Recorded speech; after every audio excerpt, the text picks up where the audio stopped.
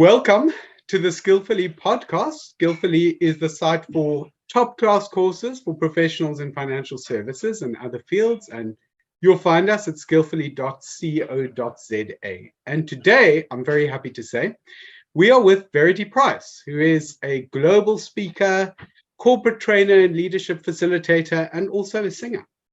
And Skillfully is delighted to feature a course that is designed and delivered by Verity called Lead with Optimism. Verity, welcome. Thank you. So good to be here. Great to see you. Now, Verity, to kick off, you are the first world champion to appear on our podcast. So what are you the best in the world at, and what did it take to get there? Well, rumor has it, I am the best in the world at public speaking. There we go. In 2021, I was lucky enough to become the first speaker from Africa and the sixth woman in history to win the Toastmasters International World Championship of Public Speaking. Yes. It was quite a journey to get there. 7 months of competing, 35,000 contestants. Through a knockout process, I made it to the world finals and was lucky enough to bring back the trophy to Africa. Wow, with 35,000 people, Verity, it doesn't sound like luck. I mean, how does it work? Do you gradually watch that 35,000 being whittled away into a smaller number? So it starts with a base of 35,000 people with about 16,000 clubs in 149 countries that compete. And then the winners of those contests go to the next level, which is an area contest, which is 4 to 6 clubs competing, those winners competing. So it whittles down really quickly. It then gets to a division level, which might be a province, in my case, the Western Province in Cape Town, yes, in South Africa. And from there, it goes to a district. Now, there's only 124 districts in the world. So at that point, you're down to about 1,200 people. It goes down really quickly, and then each district, there's one winner, and they go into regional finals. I think we have 14 regions, and that's a video round, and it comes down to 28 semifinalists at the end of the day. So it's pretty quick the way they get down, but it takes 7 months and a lot of hard work for the contestants. I mean, it sounds actually completely terrifying. But I guess incredibly helpful for somebody who is helping people to see certain factors that will aid them in their performance, because clearly you have, I don't want to say the secret here because you're sharing it with people, but clearly you have techniques, methods, mindset that is really useful. And I'd like to ask you this. In your course, you focus on the power of optimism and happiness. Have you always been an optimistic, happy person? And have you seen the results of positivity in your personal and work life? Oh, that is a very good question, Greg. So firstly, I recommend people go and watch my world champion speech. It's only 7 minutes. It's called A Great Read. And it's my personal story of hitting 40, miserable, unmarried, depressed, living in my sister's spare bedroom, like life was not going well. Yeah. And I had been battling depression and anxiety for a long time, most of my adult life. Wow. You mentioned I used to be a singer. When that didn't work out for me, I couldn't make peace with life not looking the way I thought it should. And it was a letter from my father that prompted me to change the way I was looking at my life. He was encouraging me to work on an attitude of gratitude, to treat my life like a book that I was writing. And if I didn't like it, I should write a different story. And that was when my life started to change. When I started looking at my circumstances with gratitude instead of shame, I started feeling better. When I started making an effort to be kind, to spend time with people that lifted my spirits, I started feeling better. And so I've actively lived what positive psychology as a scientific pursuit has been seeing. That the choices we make on a daily basis can completely change our experience of life, even if we're still living in a spare bedroom. Because I started to feel good about my life when all the external circumstances did not look the way I thought they should. And amazingly, as I started to feel better, my external circumstances started to shift. So I've definitely lived this, but I'm not someone who was born wildly optimistic. I have a combination of my father's optimistic genes and my mother's depression and anxiety. So I just have to know that. And that's why I'm passionate about empowering people to show them just how simple it is, whatever you're doing, with whatever stresses you're dealing with, that small shifts can lead to big changes. Yes, and I love your openness about the fact that you're not somebody who's just had this smooth ride, and thanks to optimism and positivity from infancy, it's all just been glorious from the beginning. There's this turning around that takes place, and you're seeing the difference. Absolutely. And I know you focus at Skillfully on working with the financial sector. Yes. And why I'm so excited to do the course here is because so much of the science and so much of the research that has been done by positive psychologists internationally came out of the 2008 financial crash. Wow. Suddenly they were able to go into institutions where people were drowning. Wow. And they could study who was flourishing under that level of stress, and what was the difference? What were they doing differently to the people that were floundering? And so I am so excited to show that this work is not fluffy. It's not like, oh, this is just for the creatives out there. It's for anyone that is wanting to take their career and their personal and professional life to the next level. And regardless of external stresses, there are proven methods that can make a huge difference in the results you ultimately get. But for me, more importantly, how you feel while you're getting there. Yes. Well, that's great, Verity. I actually want to pick up on two things. Firstly, the financial services experience, and secondly, the science of the matter. So you are by now a seasoned corporate trainer, facilitator, leader. What were you seeing in the corporate world that made you think, these people need training on the effect of happiness and positivity on performance? And what are some of the effects in the workplace? So I've been doing this for 15 years. I started around strategy, team collaboration, working to improve team dynamics. And it doesn't matter what industry I've worked in, I hear the same stories. People are stressed, they feel unseen, they feel like they're carrying so much, there's bad communication. Everyone complains about silos. Like, it's not fresh, the complaints I get. Everyone is having the same problems. And when I started shifting my own experience and I started seeing how easily it changed things, and I started delving into the science of the fact that people who are optimistic and feeling positive are 31% more productive, 23% less stressed, 37% better at sales. They're suddenly 40% more likely to be promoted. I mean, these are exciting numbers.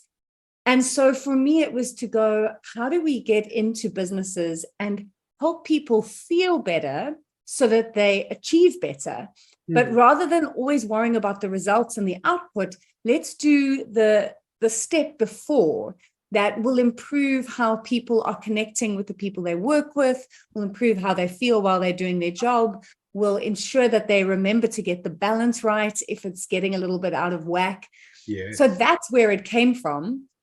But the results are what excite me. I mean, I've been very lucky to do this work for the last 8 years. I've been doing it around South Africa. I've had more than 4,000 people go through my 21-day program that I have at the end of my course. And the feedback I get it's mind-blowing. People are noticing that they're less reactive, they're more responsive, they're seeing they're more creative. They've noticed a huge change in their teams. Sometimes I'm lucky and teams actually do this. Entire departments do the program with me. Yes. And I get these emails just saying, I can't believe how these tiny little changes are making a difference. We're doing our work better, we're quicker, we're not making less mistakes. And so that's why I do it, and that's why I love it. I'm eager to hear in a moment maybe a few of those techniques. If there are a few simple ones you might be ready to share now, but let me ask you first about the scientific aspect. So you mentioned that positive psychologists have been over this. Are these just kind of well-established, well-understood effects now, these kind of rather amazing numbers on things like the effects on productivity and other desirable factors?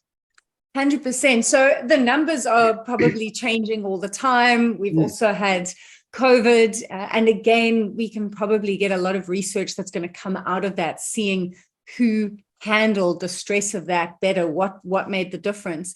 Yes. But the factors that seem to make the difference, and that's why personally it's been so interesting to me. My dad wrote me a letter in the early 90s telling me to be grateful, telling me to, change the way I spoke about difficult circumstances. And positive psychology was only born in 1998. As a field, it started the year after I graduated. I studied psychology, and I certainly wasn't learning about what makes us well. I was only learning about what makes us sick, what makes us unhinged. And so this was a response to that. Why, for 17 studies on depression, was there only one on wellness? And that's where positive psychology started. It was Martin Seligman and his contemporaries, and they started really studying wellness, what helps us thrive, and why should we make a case for being realistically optimistic. Toxic positivity is a scary thing. If someone is just denying the facts, that also is very dangerous in a team. So it's realistic optimism. But they've studied this in the military, they've studied this in corporates, they've studied it in schools, and time again, positive leaders get positive results. They drive positive results. So the science is pretty sound. It's not rocket science. It's simple. It's things like kindness, random acts of kindness. When people do that for a few weeks in a row, they see a spike in their happiness. People journaling about one good thing that's happened to them in the last 24 hours. They've done this with groups of people with chronic pain, and they've had a reduction in their experience of pain after doing that for 2 or 3 weeks. It's incredible, but it just means that when we start to prime our brain to operate at positive, we can handle what's coming at us so much better. And it feels to me as you speak like there's been a sort of systematic testing and verification of some quite long-standing sort of folk wisdom on what helps for people. Yeah. Your dad gives you this advice in the early 90s, and it precedes scientists coming out to check. But this seems to be being borne out. 100%. I mean, I think religions and faiths have also been teaching these things. And we see, I mean, one of the biggest findings, and the one that is kind of overbearing of everything, is the social connections you have in your life are the single biggest predictor for long-term happiness and success. So that's what community is. That's what, different religious faiths give people. They give them community. And even people in the hardest circumstances, when they have that connection, they have that purpose, they have that meaning, they have people that believe what they believe, they are happy. We see people happy with extreme poverty. And then we see people with extreme affluence, living in high rises and winning the stock market, and they're miserable. So things like community, and how do we build community in our corporate cultures? And that's why I call it lead with optimism, because each one of us gets to choose, how am I going to lead the people around me and influence the energy around me? So happiness doesn't sound like the kind of thing you can build in isolation, at least for most people. Not at all. No. And I mean, unless you're a transcendent monk, but I think it really comes to connection and meaning and belonging. Belonging, a sense of belonging. And it sounds like that's not necessarily the same as like having lots of friends, having a huge friendship circle. Because that's not quite how corporate life frequently works. It's something else. It's connections of different kinds. It is. And one fun finding is that if you want to improve your experience of work by 700%, all you need is one good friend at work. One person you're looking forward to see when you get to work. They say that's up to 700% improvement in how you enjoy your job. So friendships at work really do matter, but you don't need at work. And I guess things like feeling valued and appreciated at work, feeling like you're part of the team, an important part. Wow.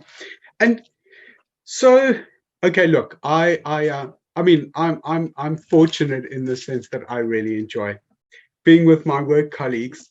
And what else? What else do you have for us, Verity? Obviously, you've got, you kind of got a treasure chest of advice, but maybe you could share a sort of a few practices that people might kind of get going with after watching you to increase their optimism and happiness, and thereby kind of reap these various rewards. So there's a few things. The one I've mentioned was my dad's advice to me is working on an attitude of gratitude. So just finding 2 or 3 things a day that you're grateful for, writing it down, and don't just stop with, I'm grateful for my family. Why? Yeah. Why are you grateful? And Yeah. they say it's not happy people that are thankful, it is thankful people who are happy. So gratitude as a habit is so powerful. And it's also a lovely thing to do with teams, to have once a week a check-in. What went well this week? Who do you want to thank? What are we grateful for? What have we learned? So gratitude's a big one. Exercise, another big one. Needs to be fun, needs to be something you enjoy, but a little bit of exercise every day makes a big difference. And I had clients who did my 21-day program, and one of their teams was actually the auditing department. They put a timer. They had a timer that would go off twice a day in their department. And if it went off, everyone would jump up and one of them would be in charge of deciding what the exercise was they were going to do. And they would just spend 2 minutes doing star jumps or squats, laughing, and then they'd go back to their work. But they'd got the blood moving. They'd showed their brain that their behavior mattered, and they felt better. So there's small little things, gratitude, exercise, kindness, little moments like that. Reframing, telling a different story, write a different story about what's happened. If you've had a tough day, look for the lessons in it, look for the growth in it, talk about that. Because when you change the way you look at things, I think it was Wayne Dyer said, the things you look at change. So these are the small choices you can make that can make a big difference.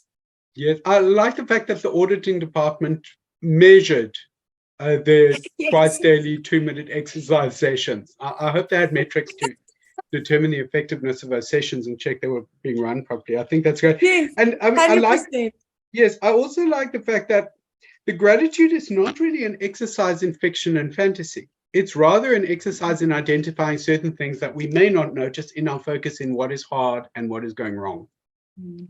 Yeah, 100%. And you have to train your brain to notice it. I'm not sure who said this, but it really struck me. It goes that your brain is Teflon for positivity and Velcro for negativity. Yes. So if you don't make happiness and positivity a habit, our brains will naturally look at the stresses in our world and they will feel very real and they will feel very overwhelming. And suddenly we diminish our capacity to produce creatively, to show up, to have a positive impact on others. So we have to make positivity a habit. Isn't it interesting that the natural state of the mind is one that is not particularly productive in this respect? Is it kind of overkill in terms of being alert to dangers and problems that could damage one? I wonder what is going on. Because we haven't evolved physically from hunter-gatherer days.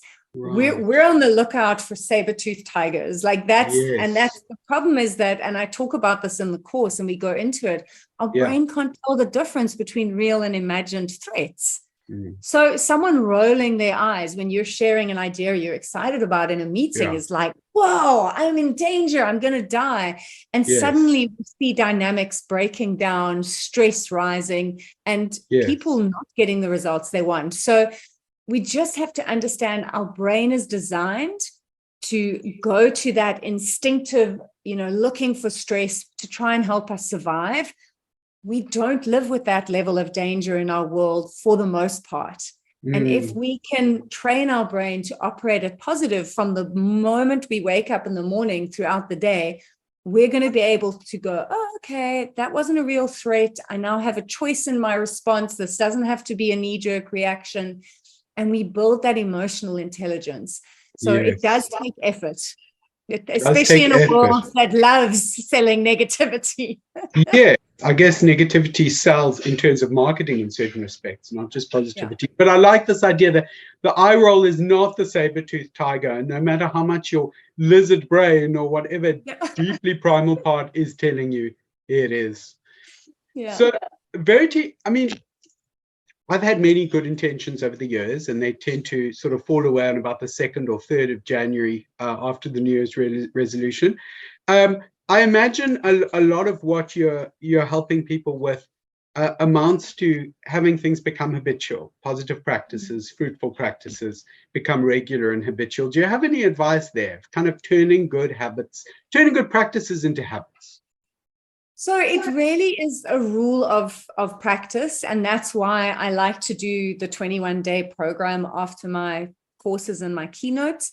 Mm-hmm. And the idea there is that you also do it in community. So you're not doing it by yourself, because again, I know I'll let myself down all the time, but if I have to show up for someone else, or I've got an accountability partner, it helps. So people who do the course, or if it's businesses, they decide as a team, how are we going to do this? People set up WhatsApp groups. They start sharing their daily gratitudes with each other. They send videos of the exercise they've done. They set timers in their department and do the exercises together. They start their morning meetings with gratitude. They challenge each other to be kind and surprise different colleagues during the week. So that's how it becomes a habit. You do it over the 21 days. And the feedback I normally get is, and it's 5 habits that I teach people, and we practice in the 21 days. Okay. And they get a daily email from me to also keep it fresh with a little bit of inspiration, so that you've got that reminder to keep going. But the feedback I get at the end of it, generally from people, is of the 5 habits that they've tried, there's generally 1 or 2 that are now habituated and that are really sticking. And for me, that's enough. You know, you don't have time always to do all 5, but if gratitude or mindfulness or that daily exercise, if that's what made you feel better, and if that's what becomes a habit, then you're on track. So it's not about this all-out transformation, but it is about being aware that there are other choices available. And if you notice it's making you feel better, you'll probably keep doing it. Yes, I like the idea of the 5 habits. It feels very neat. And I like the fact also that it's not one size fits all. 1 or 2 habits may especially resonate with you, and different things work with different people. Yeah. But something hopefully is going to stick. Great. Verity, I mean, if somebody kind of thinking about taking lead with optimism, have we sort of covered everything you'd be interested to kind of tell them about beforehand, or is there anything extra that would make sense to add? I think for me, all I need people to know is that this is such powerful work, and it's such personal work. It's, it's personal to different people in different ways. But rather than just hearing a 1-hour keynote, which I often do at big conferences where you learn all the science and it's very interesting, it's the journey of doing 4 sessions and having time to engage with the science, to talk about it, to reflect on it, to share with the other people in the course, and then have a week to just let that settle, because we only start implementing at the end of the course. But each week you've got time to engage with, where is my mindset at? How have I been showing up this week based on what I've learned? And so you're able to slowly integrate this awareness into your daily life. Yes. And it's a journey that comes with the support of doing the 21 days at the end. So it really is, it's a lovely opportunity to just start seeing, how can I elevate my experience of my life in order to get to the results that I want. That's wonderful. Thank you. Thanks, Verity.